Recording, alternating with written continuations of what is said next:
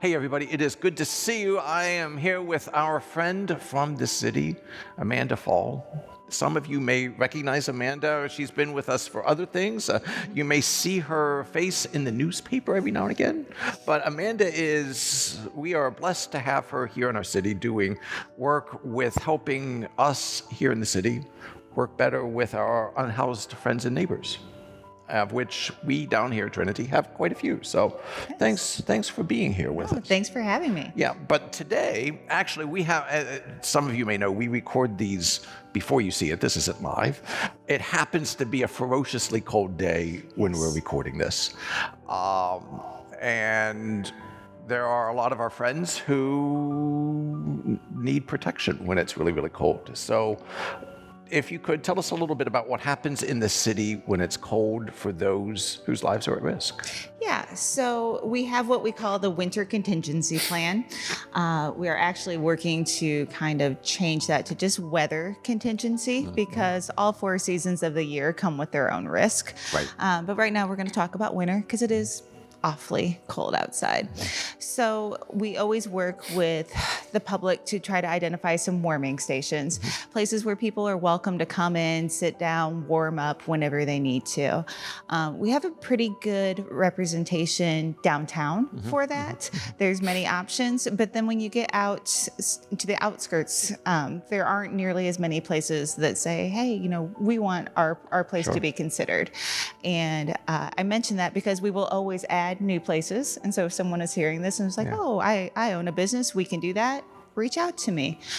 Because there are events that happen, power outages where people in the suburbs may need some place to go and warm up. Yeah, for sure. And to do that, if you're sitting there watching this, what do you need to be able to do that? A warm building and just some space, and it would need to be unlocked, available. So, people do it during whatever hours they have available. So it doesn't have to be available 24/7.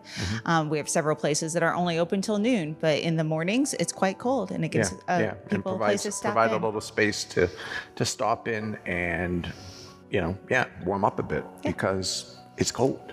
It's cold. A couple of other things, as there are, if you know or if you happen to be at risk or your home is at risk or you lose power to your home, again, to know that if you're part of Trinity, you can always come here. We've talked about that. If you have a pet, or of somebody who has a pet, our friends at Humane Fort Wayne do provide shelter for that. And in that, I don't know if you know this, Humane Fort Wayne does a pet food pantry right outside the first Thursday of every month, that if you're in need of food or somebody who is in need of food for their pet, you can come here Thursday from 10 to 11, and they're here. They distribute other places, but they do it here. Food availability for other places. So, yeah. So the other piece of winter contingency is we do run a temporary shelter. The rescue mission does a wonderful job of ensuring that there is enough space in their shelter for single men, but our women's shelter and family shelters here in Fort Wayne are much smaller, and they quickly fill up in the wintertime. And so every year during winter contingency, we open a temporary shelter specifically for women and families. And families can be a dad with children or a mom with children, but having children attached. And then single women are able to utilize this shelter. And where are they doing that? So this year we are at the Salvation Army over on Clinton. Okay. An amazing, amazing partnership. We searched long and hard to find a location this year. And initially the Salvation Army was like, that is our busiest time of year. And being in their building this last month, my goodness. Wow. The work that they do, people coming in and out, donating toys, organizing toys, it's phenomenal. And so the fact that they are generously letting us use a portion of their building is huge. Nice. And for the first time ever, we're able to offer this shelter 24 hours a day. In years past, it's always just been from 7 p.m. to 7 a.m. But the Salvation Army was like, if you can staff it, you can utilize it 24 hours Wow, that's a day. a really amazing gift Yeah. to so many people here. Yes. Yeah. So, wow.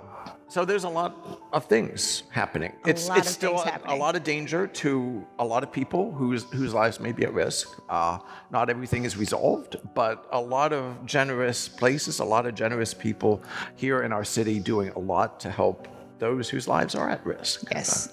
And I have to bring up, I should have said this when I was talking about the shelter. Another unique partnership that has come out of this is we've been working with Blue Jacket, and we've been utilizing the people that have graduated their program to staff the shelter. Oh, no kidding. Yeah, Oh, wow. which What a great thing. is such a unique aspect, and it's giving them a chance to give back to Blue Jacket, building up their resume, getting them experience. And in years past, we've just used other temporary agencies, but having a nonprofit involvement really Especially Blue adds a Jacket, unique. yes, Yeah. who really has a sense of, helping people get their lives on track. Yeah.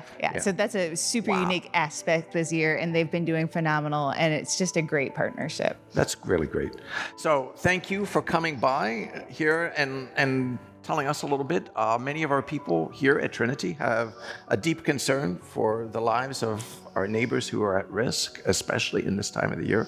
But more than anything, again, as I said at the beginning, thank you for the work you're doing here in our city and for the awareness and so much more awareness that has happened since you've been doing this work. Thank you. Just great to have you as our friend here at Trinity and to be able to be part of that. One final thing, if you're thinking about things moving forward, December 21st, which is in a couple of weeks, which is a Sunday, at 6 o'clock, Amanda's going to be here with us here at Trinity, 6 o'clock in the evening, for a service of remembrance for those who died in homelessness, which is always a deeply moving to see the names of the individuals, to remember their names, which is a real Christian virtue. I mean, that's an important part of Christian virtue, to remember those and care for those who have died. That time will be here on Sunday, December 21st, here in this space at 6 o'clock. Yes. If you would like to come and be with us, it's not a formal worship per se, but just a time to remember and a small reception afterwards. Yeah. So. Yeah, I'm not going to say looking forward to it, but it's a meaningful thing, and it really puts the reality, to people to understand. We do lose people in our community every single year who are homeless, and I think the numbers are kind of high this they year. are. The list of names continues to grow. Yeah.